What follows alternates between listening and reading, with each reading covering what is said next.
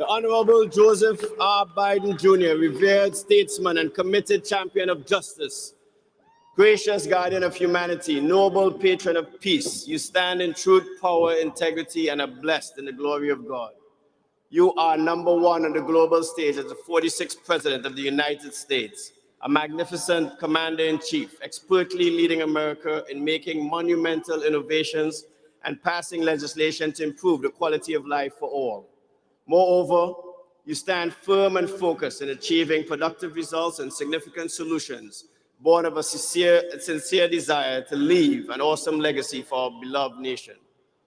Admired for your sound analytical intellect and open embrace of all, your popularity on both sides of the aisle of the United States led to your illustrious reputation and outstanding service of 36 years as a Democratic senator from Delaware, beginning at the tender age of 29. On the Senate Judiciary Committee for 16 years as both chairman and a ranking member, you have been lauded for writing and leading the legislative effort resulting in the passage of the landmark Violence Against Women Act, which provides unprecedented resources for assault survivors and has led to a critical conversation on domestic and sexual crimes across our country. Your concern for your fellow citizens, their health, education, opportunity, environment, and total welfare as the 47th Vice President in the Obama administration and now as the leader of the free world is marked by the same tenacity and stellar success that you have demonstrated throughout your legislative career and life. Making good on another of your campaign promises and achieving what your predecessors could not, you signed into law the historic $1 trillion bipartisan infrastructure bill, providing sorely needed funds for public works projects to keep America moving forward.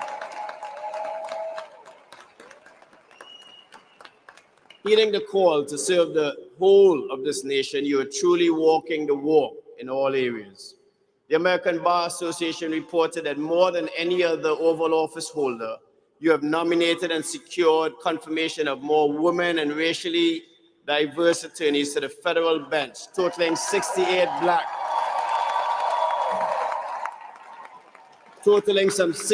black, Latino, or Asian Americans to date, with Justice Ketanji Brown Jackson as the most high-profile first black woman on the U.S. Supreme Court.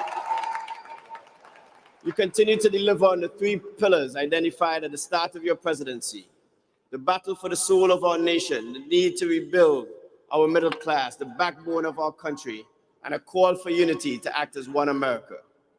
A native of Scranton, Pennsylvania, you grew up in Claremont, Delaware, graduated from the University of Delaware and Syracuse Law School before serving on the Newcastle County Council. Your wife, a lifelong educator, Dr. Jill Biden, has been by your side through tragedy and triumph for 46 years as you have raised 3 adult children, Hunter Bowe and daughter Ashley. Joseph Robinette Biden Jr., Howard University is most honored and pleased to name you a favorite son of the capstone as we salute and hold in our highest esteem your unmatched record for justice, empowerment, and the peaceful advancement of humanity throughout the world. We revere, commend, and proudly applaud your magnificent life of leadership and contributions that will endure to the benefit of America and the global community for time immemorial. It is with heartfelt respect and immense pride that we honor you on the historic occasion of our 155th commencement as orator, conferring upon you the degree Doctor of Letters, honoris causa. Congratulations and Godspeed.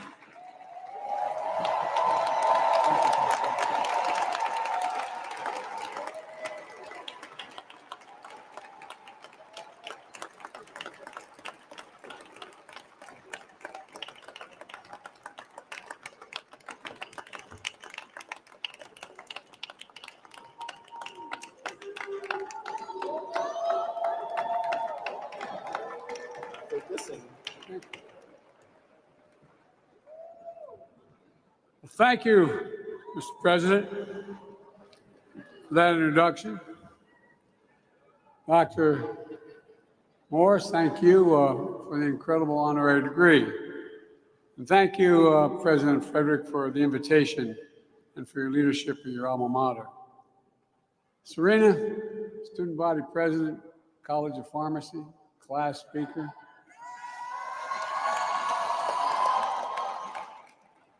And just remember, when you're president of the United States and they say Joe Biden's out in the waiting room to say hello, promise me you will not say Joe who, right? You all think I'm kidding. To the distinguished faculty and staff, thank you for having me, and to the parents and families in the class of 2023, congratulations. And by the way, we will get to giving you your degrees. I promise that's coming. You are here with the heart and through the heartache, through blood, sweat, and tears of everything that's come before, for everything yet to come. You're here at the new moment of hope and possibilities. For graduates, before we begin, as mentioned many times, tomorrow's Mother's Day. Stand for your mothers and grandmothers. Stand and thank them.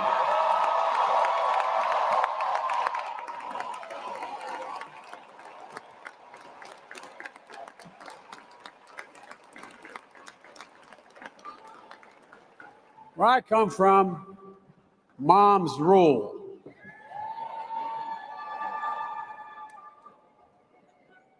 To my friend, and he is my friend, Congressman Jim Clyburn, the thing that I admire most about you, Jim, is your absolute integrity in everything you do. In everything you do. This is a man of honor. I attended South Carolina State University's commencement as Jim received his degree he earned 60 years ago, but never got a chance to receive it in person. Jim, it's an honor to join you here today and receive an honorary degree from this great university. And it's truly special to join fellow honorees, Prime Minister Rowley. Prime Minister, I didn't know you were so talented. I just thought you were a foreign policy, Latin American guy. We got to talk. All kidding aside, thank you for being a strong partner in the Caribbean and for addressing climate change and supporting democracies across the Western Hemisphere.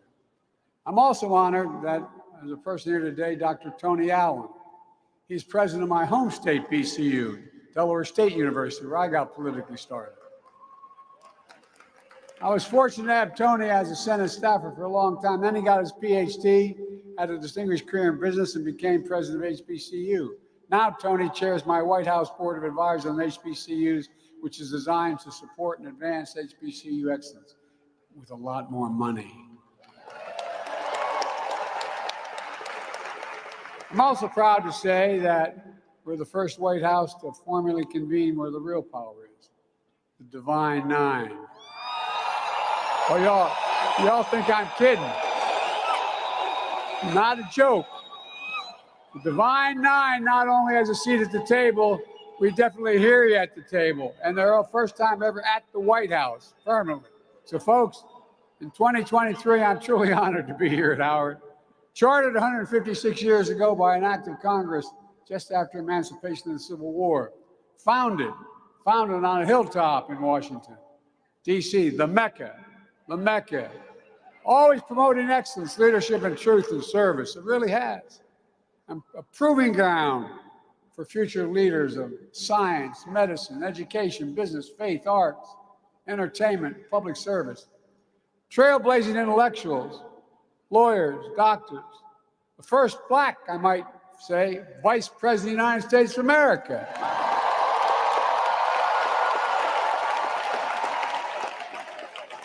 I'll say that again. Kamala sends her love, and she sent a clear message that today I have the privilege, she points out, of speaking at the real HU.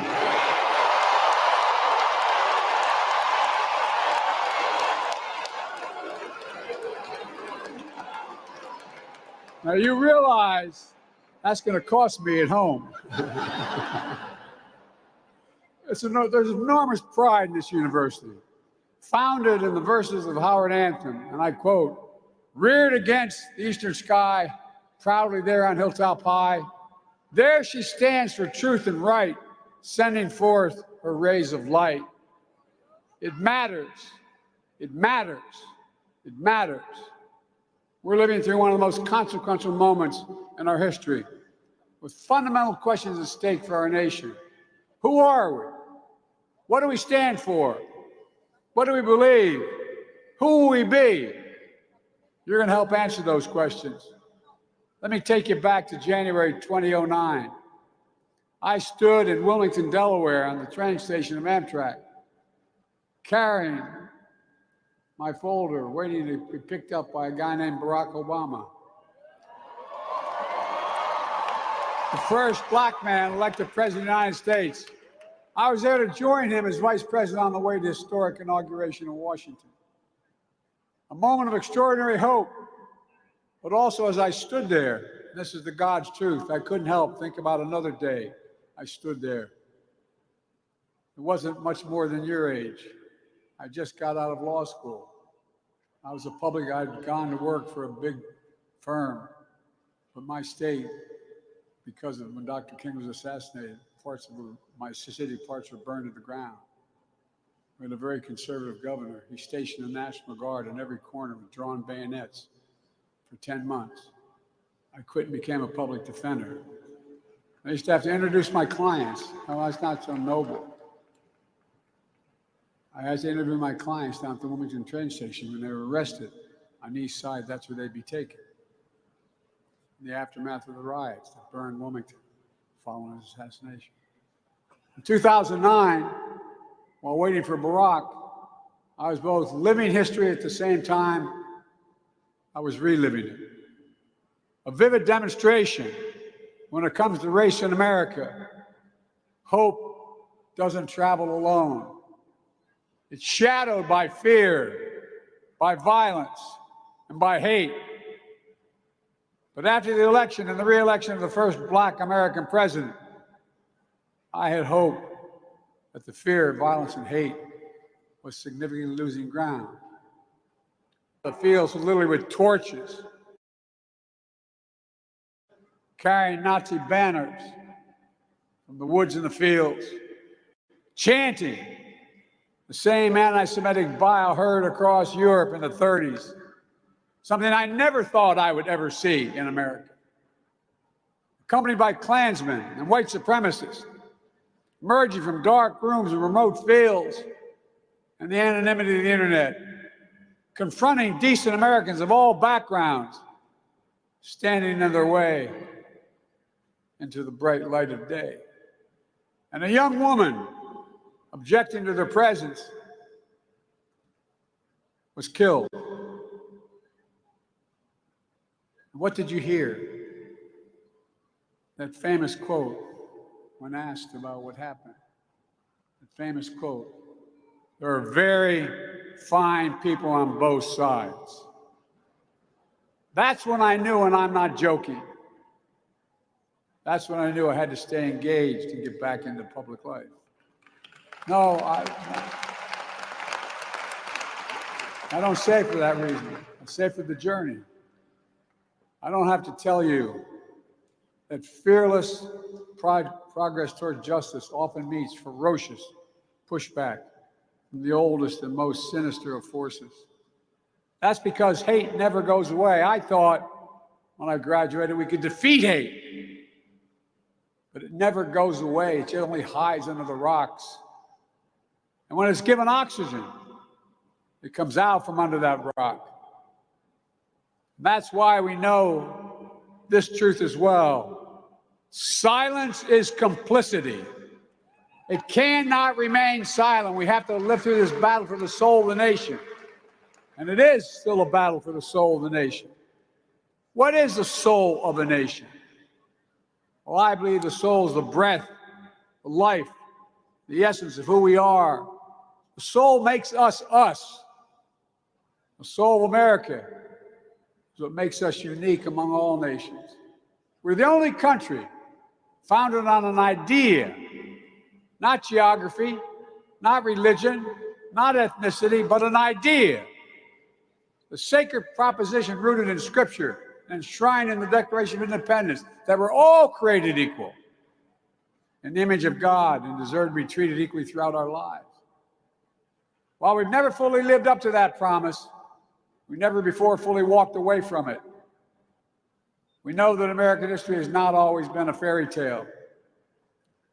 From the start, it's been a constant push and pull for more than 240 years between the best of us, the American ideal that we're all created equal, and the worst of us, a harsh reality that racism has long torn us apart.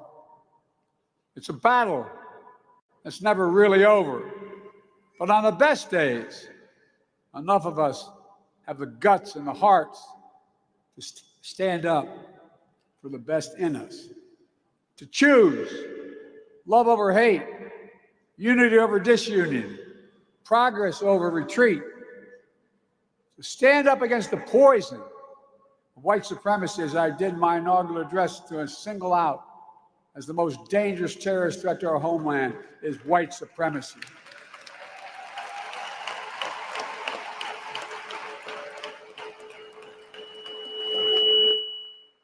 And I'm not saying this because I'm at a black HBCU.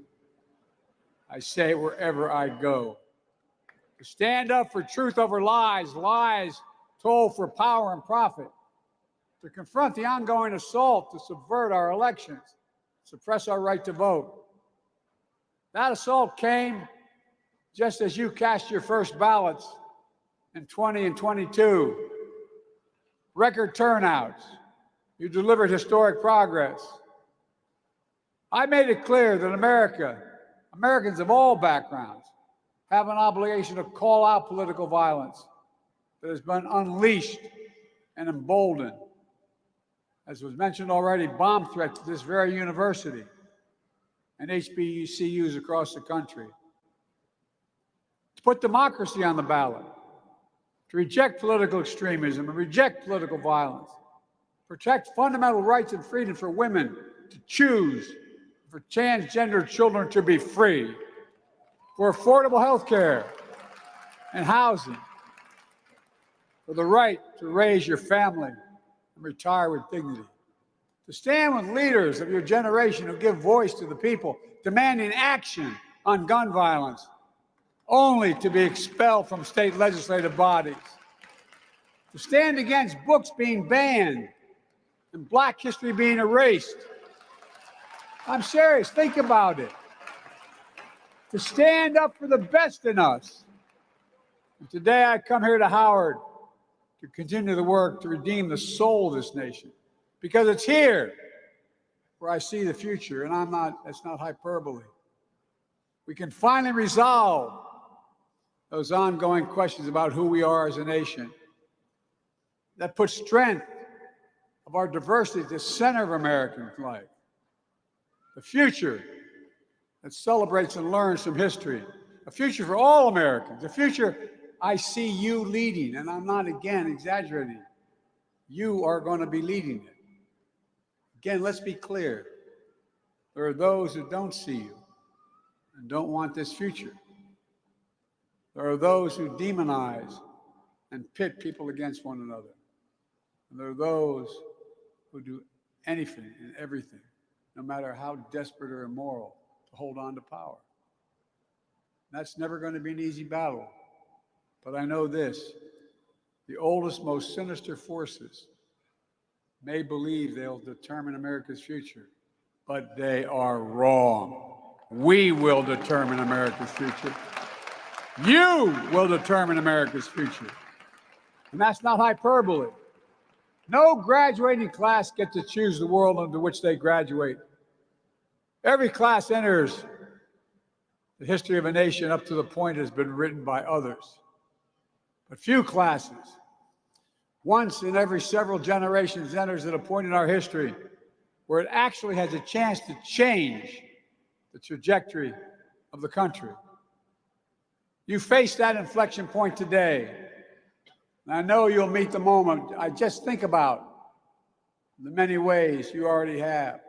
With your voices and votes, I was able to fulfill my commitment to put the first black woman on the Supreme Court of the United States of America. And by the way, she's brighter than the rest. She is one bright woman. Because of you, more black women have been appointed to the federal appellate courts than under every other president in American history combined. And by the way, I mean it. I mean it because of you. Because of you. You turned out. You spoke up. You knew. You showed up and the votes counted. And you made people say, whoa, wait a minute. What price will I pay if I don't do the following? You feel the promise and peril of climate change. Because of you, we're making the biggest investment ever in the history of the world in climate change. Don't ever think your voice doesn't matter. I'm keeping my promise that no one should be in jail merely because of using and possessing marijuana. Their record should be expunged. Just expunged. My student debt relief plan would help tens of millions of people, especially those on Pell Grants. 70% of black college students receive Pell Grants. Many of you, the savings would be significant in even wiping out student debt completely for some. But this new Republican Party is dead set against it, suing my administration to stop you from getting student debt relief. The same opposition who received relief loans, I might add, to keep their businesses afloat during the pandemic. Members of the Congress worth thousands, even millions of dollars, most of which didn't have to be paid back. Yet, they say it's okay for them, but not for you. I find it outrageous. To reduce your student debt service payments when you graduate, we're also ensuring that no one with an undergraduate loan today or in the future will have to pay more than 5% of discretionary income to repay their loans, down from 10, and in 20 years is gone. Republican officials are fighting that as well. But I'll always keep fighting for you, and many others will, and many in the Republican Party as well will fight for you. We also know there's more to do. Because of your power, we took the most significant law on gun violence. We passed it, most significant law in 30 years. But we will not give up. I got the assault weapons ban passed 30 years ago, and we're going to pass it again. We must pass it. There's more to do on police reform and public safety. During the State of the Union, I asked the rest of the country to imagine having to talk to their children, their families, like your families had to talk to you. It's about your security. It's about your dignity. It's demeaning and degrading and deadly when you have to stand there and say, when you're stopped, turn the interior light on. Put both hands on the wheel. Don't reach for your license. What in the hell's going on? No. Think about it. I ask all the parents, not minority children, ask what they would say, what they would do. I know you're frustrated that there's so many elected officials who refuse to pass a law that will do something. Kamala and I stood next to the family of George Floyd and the civil rights leaders and law enforcement officials to sign the executive order I came up with requiring the key elements of the George Floyd bill be applied to federal law enforcement. Banning chokeholds, restricting no-knock warrants, establishing a database for police misconduct, advancing effective and accountable community policing that builds public trust. And we'll keep fighting to pass the reforms nationwide. Equal justice is a covenant we have with each other. It must not just be an ideal, it has to be a reality. You're leading the way on this and so much more. That's why Kamala and I are so committed to investing in you and HBCUs. HBCUs help produce 40% of black engineers, 50% of black lawyers,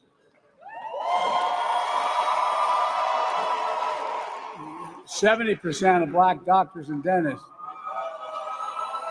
80% of black judges. Look, we see HBCU excellence in every day with staff at every level of the White House and the administration. Because I decided when I was elected, I promised I was going to have my administration look like America.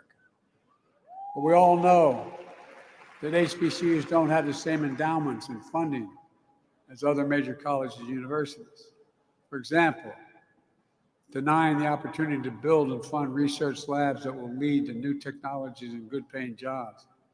That's why I asked them, we've invested $6 billion in counting in HBCUs, including to create new research and development labs that prepare students for jobs in the future in high-income fields from cybersecurity, engineering, biochemistry, healthcare. Standing here, I think the last time I came to Howard with President Frederick and others was in my final year as vice president to host the Cancer Moonshot on campus because you're leading the way. You're the scientists, the doctors, the advocates who will bring and do big things like ending cancer as we know it and even curing some cancers, which we're on our way of doing. You're the diplomats and global citizens making democracy work for people around the world. Lawyers defending our rights, artists shaping our culture. Fearless journalists. This is real, though. This is what you're doing. Fearless journalists and intellectuals pursuing the truth and challenging convention. You're the leaders of tomorrow, but it's coming on you really quickly. Because of you, I see a future we can finally move away from the narrow and cramped view that the promise of America is a zero-sum game. If you succeed, I fail. If you get ahead, I fall behind. Or maybe worst of all, if I can't hold you down, I can't lift myself up. Instead of what it should be, if you do well, we all do well. That's what I see. That's what I see in America. And more Americans are. The future of possibilities for all Americans. Look, no matter that future, what it holds, my sincere hope is that each of you find the sweet spot between happiness, success, and ambition. A good life, a life of purpose. Because here's the thing, you don't know where or what fate will bring you or when. You just have to keep going. You have to just keep the faith. You have to just get up. And you can find the balance between ambition and happiness and success. That good life, of purpose, of family. And as you know here at Howard, of excellence, leadership, and truth and service. There's no quit in you. There's no quit in America.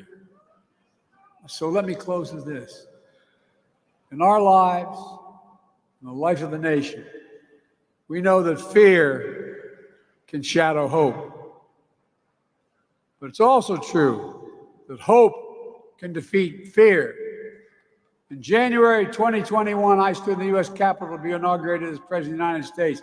Just days before, on that very spot, a violent insurrection took place, a dagger at the throat of democracy. For the first time in our history, an attempt to stop the peaceful transfer of power in this country. And they failed. Our democracy held. Again, hope prevailed. And this time, I was standing with a black woman about to take a 2-mile procession down Pennsylvania Avenue as President and Vice President of the United States of America. And who was marching alongside her? The Howard University Marching Band in lockstep and solidarity. You were.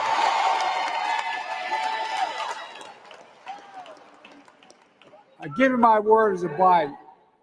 Class of 2023, you're the reason I'm so optimistic about the future. And I give you my word, I really mean it. You're part of the most gifted, tolerant, talented, best educated generation in American history. That's a fact. And it's your generation, more than anyone else's, will answer the questions for America. Who are we? What do we stand for? What do you believe? What do we believe? What do we want to be? I'm not saying you have to share this burden all on your own. The task at hand ahead is the work of all of us. But what I am saying is, you represent the best of us, And that's the God's truth. You represent the best of us. Your generation will not be ignored, will not be shunned, will not be silenced. So on the hilltop high, keep standing for truth and right, and send your rays of light. Congratulations to you all. We need you. God bless you, and may God protect our troops.